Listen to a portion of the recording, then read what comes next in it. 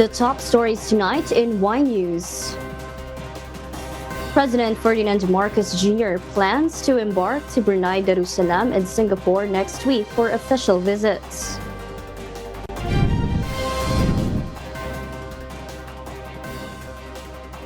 Defense Secretary Gilberto Teodoro Jr. describes China's threat to arrest alleged trespassers in the West Philippine Sea a provocation and irresponsible.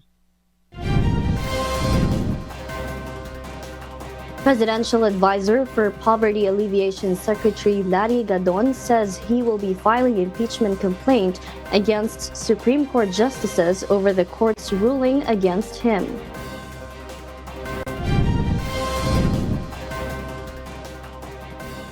And we will discover why China started military exercises around Taiwan 3 days after the inauguration of Taiwan's President William Lai, who had urged China to cease threats and recognize Taiwan's democracy.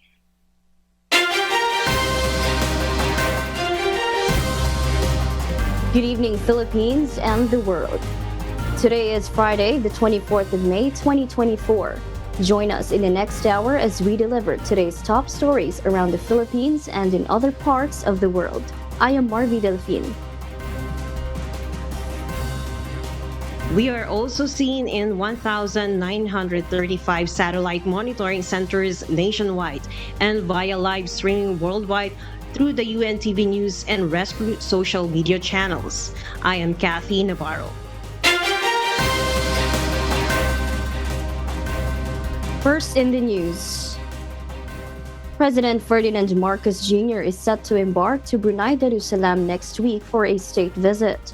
Following his visit to Brunei, President Marcos Jr. will proceed directly to Singapore to attend the prestigious Shangri-La Dialogue, a critical forum where global leaders and officials will converge to address pressing defense and security issues facing the world today.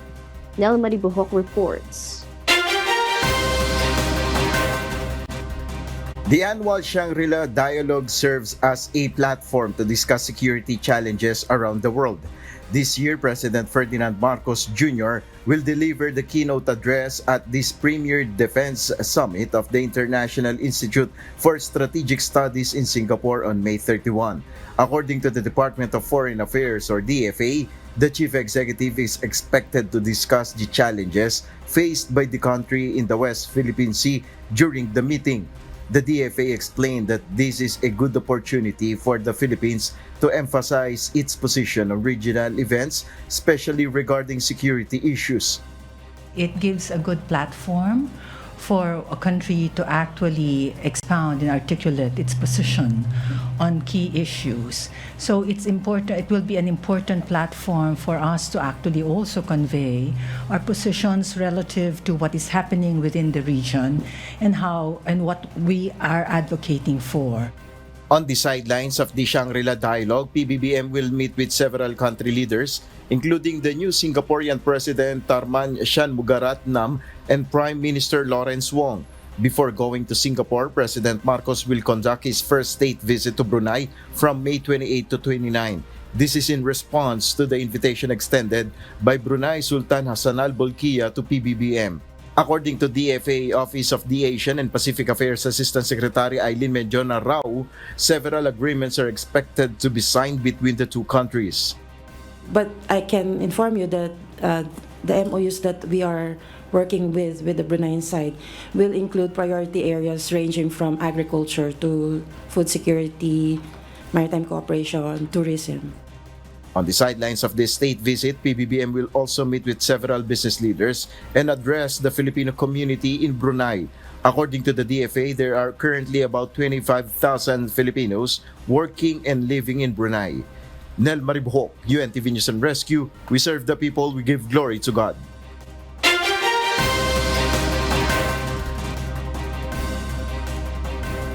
The largest Coast Guard ship in the world, the China Coast Guard 5901, conducted a brief intrusive patrol in Scarborough Shoal or Bajo de Mansilok. This is based on the monitoring of Ray Powell, a maritime security expert. Additionally, another China Coast Guard vessel has accompanied the ship. The said ship conducted the intrusive patrolling within the Exclusive Economic Zone, or EEZ, of the Philippines.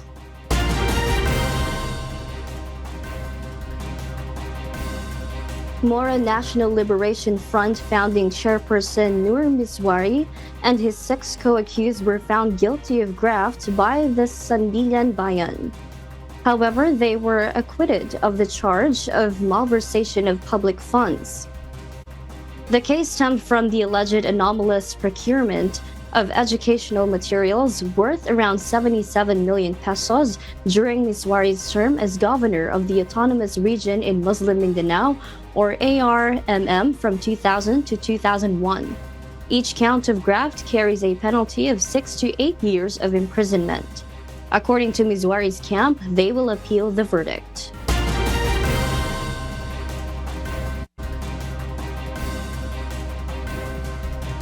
The Senate has released from detention former PIDEA agent Jonathan Morales and Eric Picoy Santiago, who were both cited in contempt or allegedly lying during the investigation into the so-called PIDEA leaks. Senate President Mrs. Cheese Escudero says Senators Ronald Bato, De La Rosa, and Jinggoy Estrada requested the release as the Senate session adjourns, beginning this week. For his part, Estrada explains he requested for Morales to be released out of the humanitarian consideration. Before the release, Estrada visited Morales himself and talked to him in private. He hopes that this will serve as lesson to all resource persons and witness not to lie in any Senate hearings.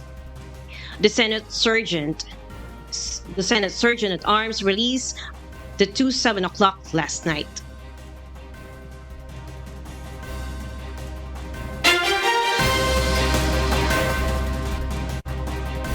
And for the news abroad, China commenced 2 days of military drills around Taiwan, describing them as strong punishment for Taiwan's separatist actions.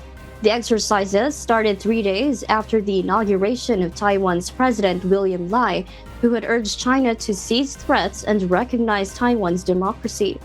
China conducted the drills in response to what it perceives as Taiwan's separatist actions and to demonstrate its military readiness. The exercises also aim to show Taiwan and the U.S. that Taiwan's eastern coast is vulnerable to Chinese attacks.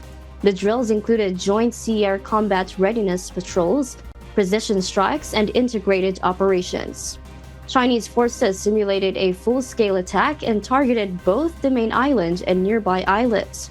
The PLA used maps to show the areas involved, and exercises included operations on Taiwan's rugged eastern coast, which is critical for military infrastructure and resupply routes. China's maneuvers aim to show Taiwan and the U.S. the eastern coast's vulnerability to attacks, demonstrating that efforts to resupply Taiwan from the east are susceptible to Chinese missile and naval strikes. The PLA emphasized joint sea-air combat readiness patrols, precision strikes, and integrated operations to test the force's real combat capabilities. China has frequently rehearsed encircling Taiwan with fighter jets and Navy ships over the past year, particularly after significant events such as Nancy Pelosi's visit in August 2022. Its foreign minister defended the drills as necessary to safeguard national sovereignty, reiterating that Taiwan is an inalienable part of China. In response, Taiwan's Defense Ministry and Presidential Office condemned the drills, calling them threats to Taiwan's democracy and freedom. Taiwan's Mainland Affairs Council maintained that cross-strait peace remains their goal despite China's intimidating tactics. Analysts suggest China's maneuvers are part of a gray zone warfare strategy to weaken Taiwan over time under the unyielding stance of President Xi Jinping.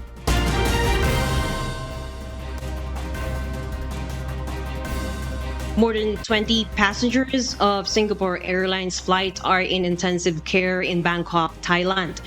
following severe turbulence that caused spinal injuries. Among the injured is 2-year-old child. According to Singapore Airlines, 46 passengers and 2 crew members are receiving medical treatment in Bangkok, where the plane made an emergency landing while en route from London to Singapore.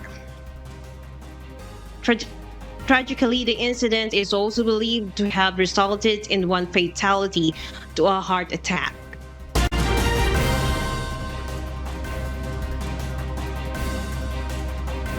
We'll share more global stories with you later. For those watching our live streaming on YouTube, please click the subscribe button you see on your screen and ring the bell for notification. You may also follow us on Facebook, Instagram, and TikTok. Defense Secretary Gilberto Teodoro Jr. has described China's threat to arrest alleged trespassers in the West Philippine Sea provocation and irresponsible. Meanwhile, the armed forces of the Philippines vow to continue strengthening their capabilities and alliances and other allied countries to protect the nation's territory. Ryan Lacanlari will tell us why. Provocation, roguish, and irresponsible. This is how Defense Secretary Gilberto Teodoro Jr. described China's new regulation on arresting alleged trespassers entering waters claimed by China, including the West Philippine Sea. I believe what a provocation is the roguish and irresponsible threat to detain quote-unquote trespassers in what is claimed as internal waters but is actually part of the high seas and part of the West Philippine Seas by a country. According to the Secretary, this plan of China violates the United Nations Convention on the Law of the Sea or UNCLOS and the UN Charter. Such behavior is not only a violation of UNCLOS, but also a violation of the precepts of the United Nations Charter, which lays upon each responsible member state the duty to refrain from the threat or the use of force or aggression to enforce, particularly in this case, illegal territorial claims in the maritime domain. That is a provocation insofar as I am concerned. Because the armed forces of the Philippines play a significant role in the protection of the people and the future generations, especially with the ongoing threats in the environment, the armed forces of the Philippines will not be complacent. Along with the Philippine Navy, other branches of PFP will continue to strengthen their capabilities to protect the country's territory and sovereignty. Because the evolution of the Philippine Navy is not geared solely towards naval power, but as a component of joint defense and military power to create a credible and strong deterrent force in order to protect our sovereign rights, our sovereignty, and our territorial integrity. He also said that the armed forces of the Philippines will continue to conduct exercises with allied nations. So I have said that we will train more realistically. There will be more maritime cooperative activities between us and like-minded nations, more training scenarios, more interoperability exercises involving also our civilian counterparts. Because this is what a total defense posture requires. According to Secretary Teodoro, the President Ferdinand Marcos Jr. has instructed him to do everything possible to form strong alliances with other countries that share the same values in adhering to international law. The Philippine Navy, on the other hand, expressed gratitude for the government's continued support for its modernization program amidst the challenges it faces. It also pledged to continue defending and protecting Filipinos and the country's territory. Mas maigting ang pagtangan ng hukbong dagat ng Pilipinas sa ating mandato at sinumpaang tungkulin. Mula noon hanggang ngayon, patuloy at walang sawang tumutugon ang ating mga mandaragat at mandirigma sa pangangailangan ng ating bansa at sambayanang Pilipino. These statements were made during the celebration of the 126th anniversary of the Philippine Navy, which was held today, May 24, at its headquarters in Manila. Ryan Lacanlale, UNTV News and Rescue. We serve the people, we give glory to God.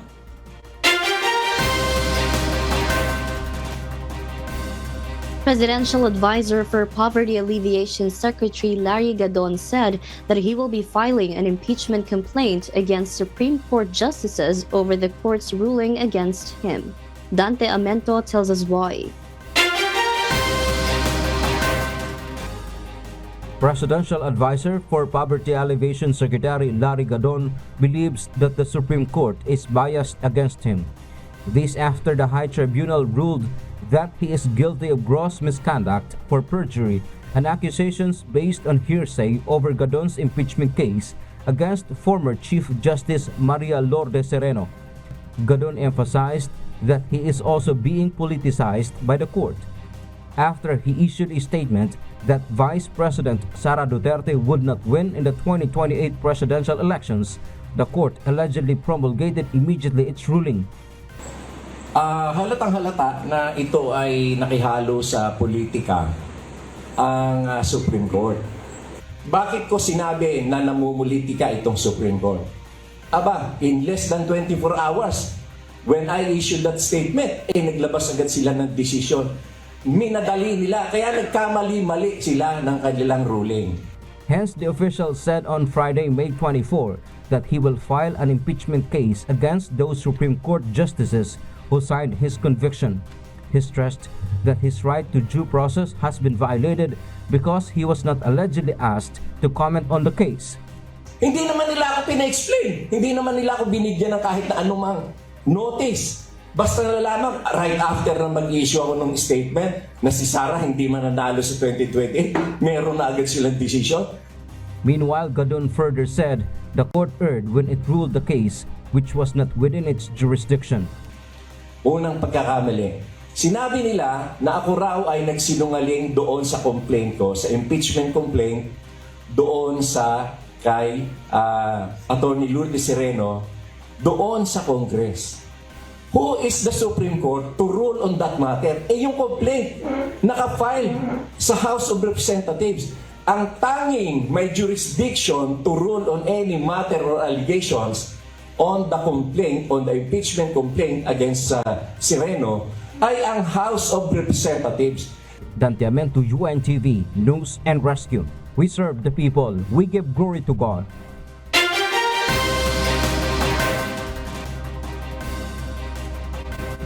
Tropical depression Agon is expected to intensify and make landfall over eastern Samar or Dinagat Island on Saturday morning, according to the State Weather Bureau Pag-asa. Based on its 5 p.m. weather advisory today, May 24, Tropical Depression Agon was packing maximum sustained winds of 55 kilometers per hour near the center with gusts reaching 70 kilometers per hour. It was last seen 185 kilometers east-southeast of Surigao City, Surigao del Norte, and is traveling west-northwest at 30 kilometers per hour. Pag-asa said Agon is forecast to continue moving west-northwest northwestward to northwestward until Saturday while slowly intensifying. Pag-asa raised signal number 1 over following areas, where 39 to 61 km per hour winds and intermittent rains are expected. In Luzon are Sorsogon, Albay, Catanduanes, Camarines Sur, Camarines Norte, San Vicente, San Lorenzo Ruiz, Basud, Daet, Talisay, Mercedes, and Masbate, including Icao Island and Burias Island. While in Visayas, signal number 1 was raised in Eastern Samar, Northern Samar, Leyte, Southern Leyte, Biliran, Cebu, San Remigio, Bogo, City of Bogo, Medellin, Daan Bantayan, Borbon, including Camotes Islands, Bantayan Islands, and Bohol. President Carlos P. Garcia Bienvenido, Trinidad, Anda, Candihay, Ubay, Mabini, Alicia, San Miguel, Libon. Lastly, in Mindanao are Dinagat Islands, Surigao del Norte, including Siargao and Bucas Grande Islands, Surigao del Sur, Agusan del Sur, Sibagat, City of Baguyan, Prosperidad, San Francisco, Rosario, Bunawan, Trento, and Agusan del Norte. All vessels, regardless of type and tonnage, are prohibited to ply the following areas under Signal Number 1. In Quezon City, a portion of EDSA was inundated following torrential rain early this afternoon. JP Nunez will tell us why. A gutter-deep flood was experienced in some parts of EDSA Quezon City at around 2 p.m. today, May 24. This came after a torrential rain poured down the metropolis. An 8 to 10 inches of flood was monitored by Metropolitan Manila Development Authority or MMDA Metro Base in both lanes of Dario Bridge, northbound of EDSA Oliveros and EDSA Caingin. It caused vehicles to slow down when they avoid the flood. Before 3 p.m., the flood already subsided. Aside from main roads, some secondary roads in Bagong Barrio, Caloocan were also flooded. Leo Ramos, a resident from Bagong Barrio, is sweeping the water which entered inside his house. Mudan malakas, pumasok pa nga dyan sa bahay. Dito hanggang lagpas tuhod Walis ng walis. In less than an hour of heavy pouring, they experienced knee-deep flooding despite their roads just went rehabilitation of drainage system. JP Nunez, UNTV, News and Rescue. We serve the people, we give glory to God.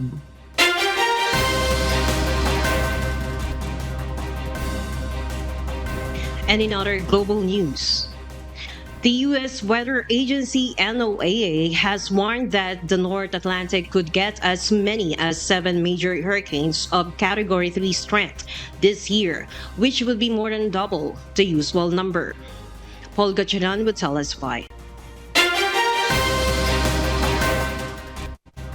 The forecast of the United States Weather Agency NOAA has noted that the highest number of major hurricanes in an Atlantic season is 7, seen in both 2005 and 2020. The period between June and November is expected to be affected by as many as 13 Atlantic hurricanes of Category 1 or higher.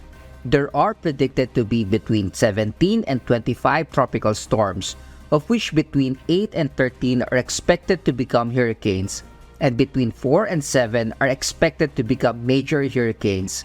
Furthermore, record high sea surface temperatures and a shift in regional weather patterns are partly to blame, making the strongest storms more likely and bringing heavier rainfall. However, hurricane categories only take wind speeds into account, and these storms pose other major hazards such as rainfall and coastal flooding that are generally exacerbated by climate change, according to the weather agency. Paul Gatchalian, UNTV News and Rescue. We serve the people. We give glory to God.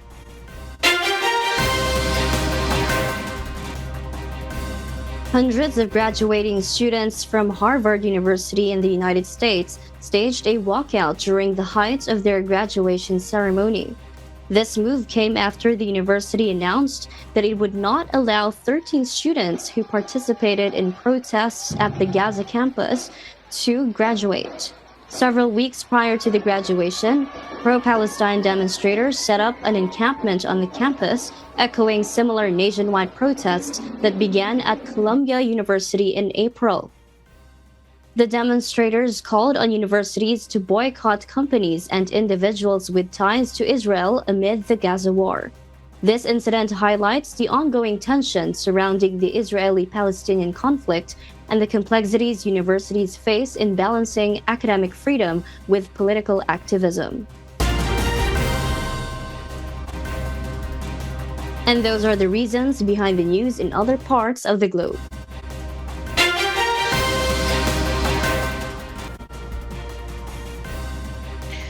To provide immediate response and trace location of emergencies, Cebu City will have its own 911 emergency response hotline.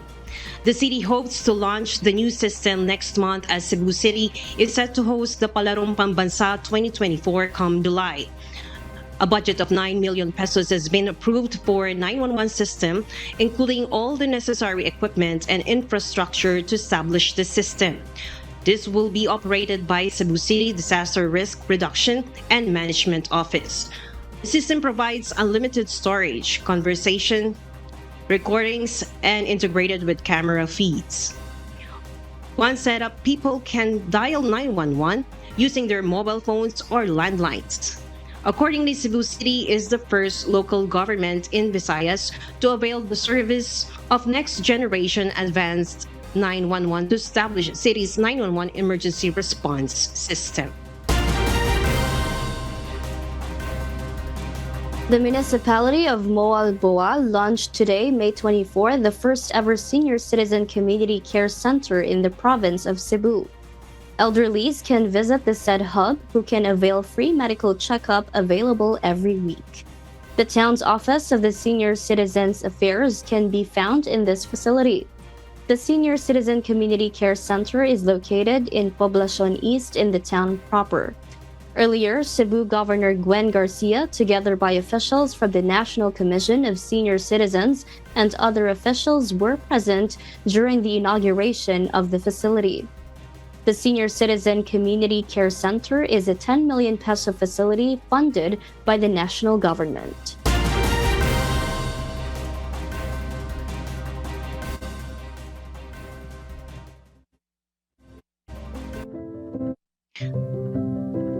Our kasambahay, as the world faces these trying times amid the various challenges and uncertainties, we are inviting everyone to join the global prayer for humanity.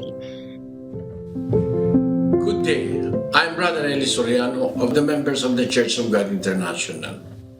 I want to invite you to join us in a minute of prayer every day to pray for humanity and the whole world as we go through these perilous times. While safety measures like washing of hands and strengthening of our immune systems may help us through this horrible predicament, there is still no precaution or cure more powerful than God's mighty intervention. And we need His intervention now more than ever.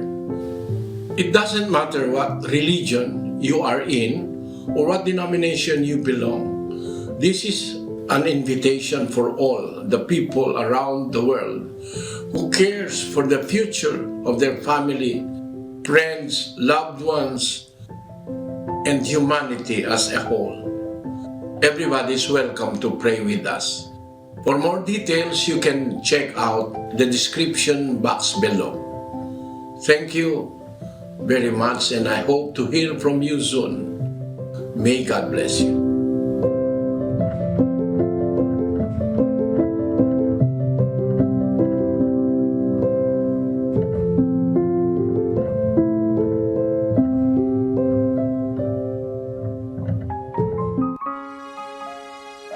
And before we close, we will leave you with the word giving glory to God. From the book of Proverbs, chapter 17, verse 27, it says, "He that hath knowledge spareth his words, and a man of understanding is of an excellent spirit."